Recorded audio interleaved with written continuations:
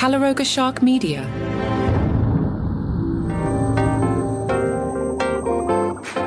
Hey there, this should be fun. I'm Johnny Mac with your daily comedy news, a daily briefing on stand-up comedy comedians and the comedy industry, a sentence the algorithm loves. Now, longtime listeners of this program, I don't have to tell you that one time Joe Koy was hosting the Golden Globes and told just the most horrible, mean joke about Taylor Swift. I'm not going to play that one because we have a new candidate, and the big question here today on a Monday, is Mark Normand's career completely over because he told a horrible, mean joke about Taylor Swift? That's right, Mark Normand was there on the Club Shay podcast with Shannon Sharpe, and the discussion got into Travis Kelce and the body types that Travis Kelce has been into during his dating career. Now, I don't want the Swifties to cancel me. Actually, I kind of do. I could use the publicity. I don't want the Swifties to cancel me, so I'm going to let Mark Normand speak for himself. Here, let's listen. Because we've seen his exes. Yes. Compared to old surfboard body here. I mean, this is not to besmirch the lady, but that's quite a jump in type. Yeah. I only know that was his last girl. I don't know anybody that he dated before her, Kayla. But I think sometimes people are like, oh, he fumbled. I mean, if somebody makes you happier, is that a fumble? No, not a fumble, but I wonder if he misses that fat ass. I think he's doing okay. All right. I think he's doing okay. I think she could get a BBL. No, that doesn't fit. That doesn't fit. That doesn't fit with what she got going on. Man, woo! Now, if you're curious, BBL is a Brazilian butt lift. Now, you might not be familiar with the Brazilian butt lift. Fortunately, the American Board of Cosmetic Surgery has an FAQ website. They tell us a Brazilian butt lift is a specialized fat transfer procedure that augments the size and shape of the buttocks without implants. Excess fat is removed from the hips, abdomen, lower back, or thighs with liposuction, and a portion of this fat is then strategically injected into the buttocks. A skilled cosmetic surgeon can improve the proportions of the entire lower body with Brazilian butt lift surgery, helping a patient lose fat in common quote-unquote problem areas and enhance the buttocks with results lasting many years. There's a before and after gallery in case you're curious what this might look like. So the internet recaps say the Swifties have gone after Mark Normand. One person said on social media, Shannon Sharpe betraying his long friendship with Travis Kelce by disrespecting his fiancée is disappointing and unexpected. They don't make loyalty like they used to. Another said, this is disappointing, Shannon, as Travis looks to you as a mentor and you're over here monetizing his fiance's name for clout. Take this down. Be better. Another asked, so we're canceling this mofo, right? So we'll see if Mark Normand is canceled. And suddenly Joe Koy joking about the NFL. Not so bad there, Taylor, huh? As you know, we came on after a football doubleheader. The big difference between the Golden Globes and the NFL, on the Golden Globes, we have fewer camera shots of Taylor Swift. I swear.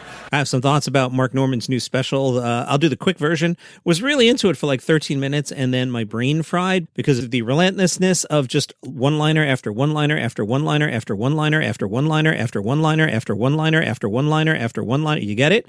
So I couldn't. I was really into it, and then 13 minutes in, my brain was like, please stop. I've had that same experience at a Stephen Wright show, but I want to illustrate this. We've been discussing it a little bit in the Facebook group, Daily Comedy News Podcast group, and I just want to discuss a little bit what I'm talking about, how a set needs to ebb and flow. And I'm not a comedian, you know that, but I was taught that by George Carlin's manager. And if you listen to my interview with Pete Holmes, which is probably 3 weeks ago now at this point, Pete agreed with the theory. So we'll get into that. I want to pull some clips, and we're really busy today, so we'll try and get to that maybe on the weekend.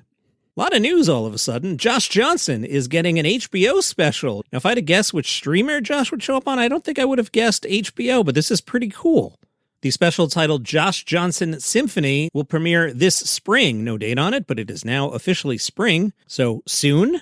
Nina Rosenstein is the Executive Vice President, HBO Programming, Late Night, and Specials. Nina observed, Josh Johnson releases more comedy in a year than most people do in a career. He tells stories with an incredible rhythm, and it makes the whole room feel like they're listening to a friend. There's a musicality to his work, and Symphony captures that perfectly. See what she did there? She added, we're so proud to bring Josh to HBO. Josh Johnson said, I'm excited to have my breakout piece be with a company that nurtures vision like HBO does. I'm grateful to them and you for watching. Looking forward to that one. I'm not looking forward to watching Funny AF with Kevin Hart. That's going to be on Netflix. This is one of those stand-up comedy competitions.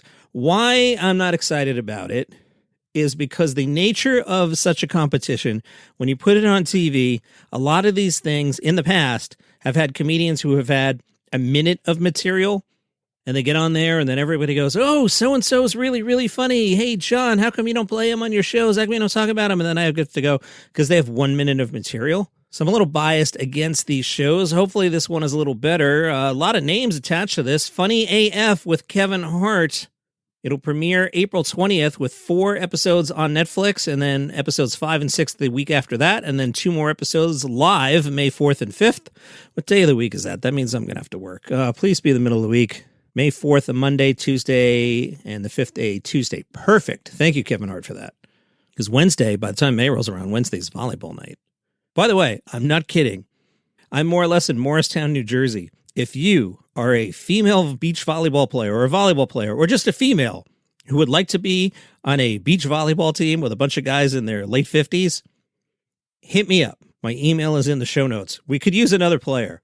You don't have to be good. You just have to come. Yeah, we play 4-on-4, and you always have to have one woman on the court. We've had this team for over a decade now, and our female player is pretty good. She doesn't always come. Then we have to bug somebody's wife, or I make my daughter play, except my daughter's away at college. So we could use another player. I digress. Funny AF with Kevin Hart. On the premiere, some big names. These aren't performers. These are judges. Keegan-Michael Key, Tom Segura, Kumail Nanjiani, Chelsea Handler, and Nikki Glaser. So this is, this is the agents and Netflix. This is pulling out the stops, because let's rank these people. Out of Kevin Hart, Keegan-Michael Key, Tom Segura, Kumail Nanjiani, Chelsea Handler, Nikki Glaser. Who's the 6th biggest star there? Segura, right? And he's selling out huge places. Maybe it's Chelsea, maybe it's Keegan, maybe it's Nikki, but these are all pretty big names. A press release not attributed to any human. It's just a press release quote. Who said this quote? Why won't they tell us? Did the AI write this quote? A press release said, Kevin Hart knows what it takes to turn a mic and a dream into comedy superstardom. In Funny AF, he's searching for the next comedian ready to follow that path. In this uncensored comedy competition, rising stand-ups from across the country step into the spotlight, hoping to make the same leap Kevin once did, from grinding it out in small clubs to headlining their own specials. Along the way, Kevin and a circle of comedy heavyweights will decide who progresses in the competition, offering a behind-the-curtain look at the pressure, triumphs, and occasional bombs that shape a career in stand-up. Theo Von announced his comedy Busboy, starring David Spade, will hit theaters nationwide April 17th, and we're told for the first time 2 of comedy's biggest names are skipping studios entirely to distribute their raunchy buddy comedy themselves. Your cast: Theo Von, David Spade, Tim Dillon, Bobby Lee, Jay Farrow, and Trevor Wallace. Runtime, 1 hour, 33 minutes of pure, absurdist comedy gold, we are promised. Okay, then. What happens?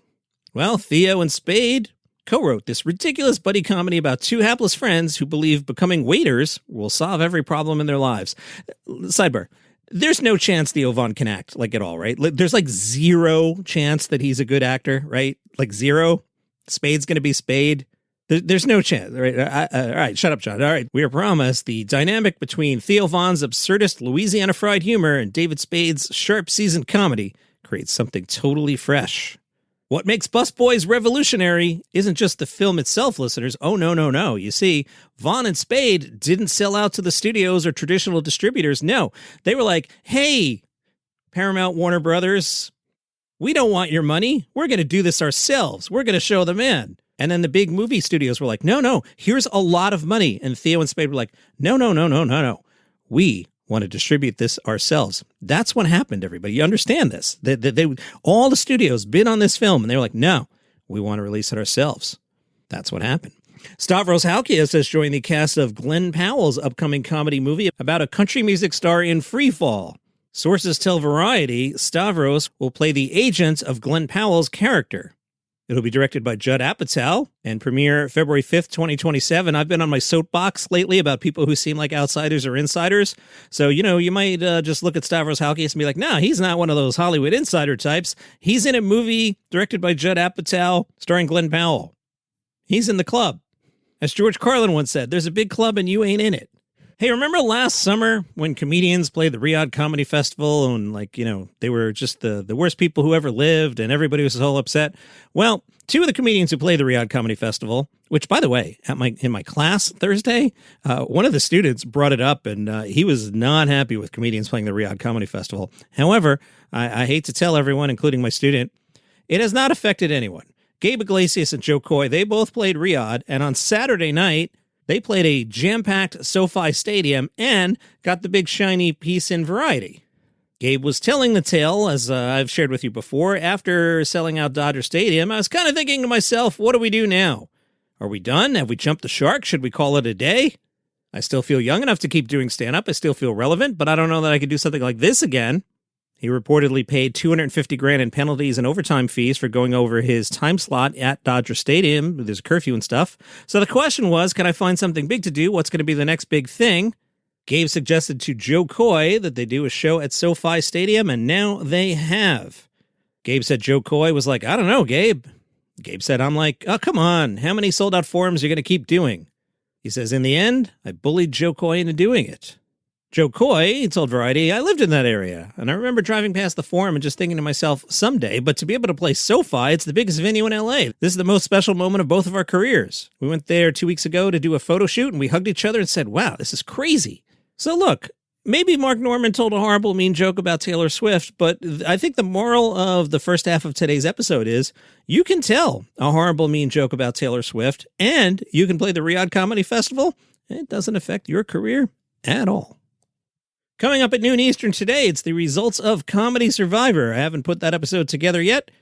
Looking forward to see who everybody voted off. So come back at noon Eastern. We'll see who's gone. And then on the other side of that, go to the Facebook group, Daily Comedy News Podcast Group. You'll find a cartoon drawing of me and whoever's off. And then we'll vote again. We're starting to get down to it now.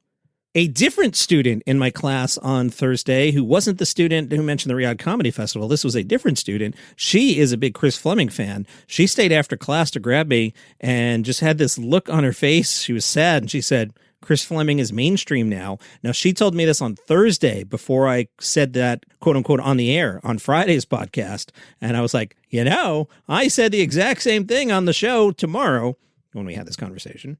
So it's interesting. Chris Fleming, mainstream. This is fun. Zach Galifianakis has announced a show for Netflix. It's called This is a Gardening Show.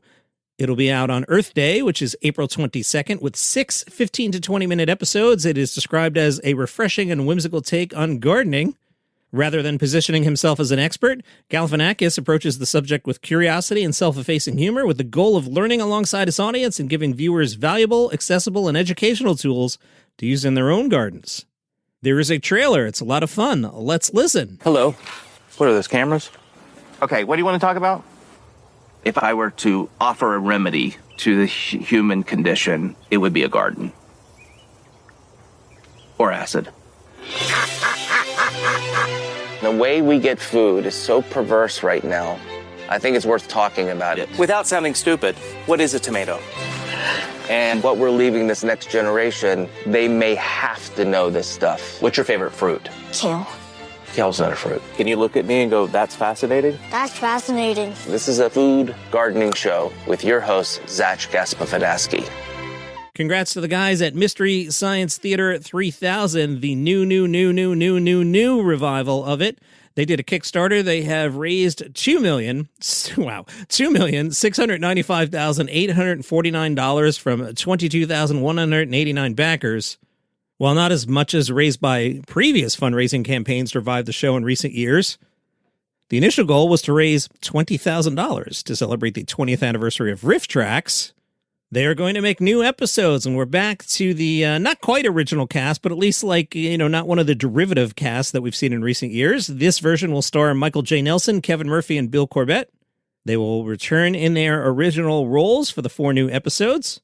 And I think I'm going to wrap it up there because I have duplicates. I've got another Gabe story. I've got another Joe Coy story, but you only get one story a day on Daily Comedy News. So that's it. We're going home. I'm already home. I record in the basement. You know what I mean. Come back at noon. Comedy Survivor. See you then.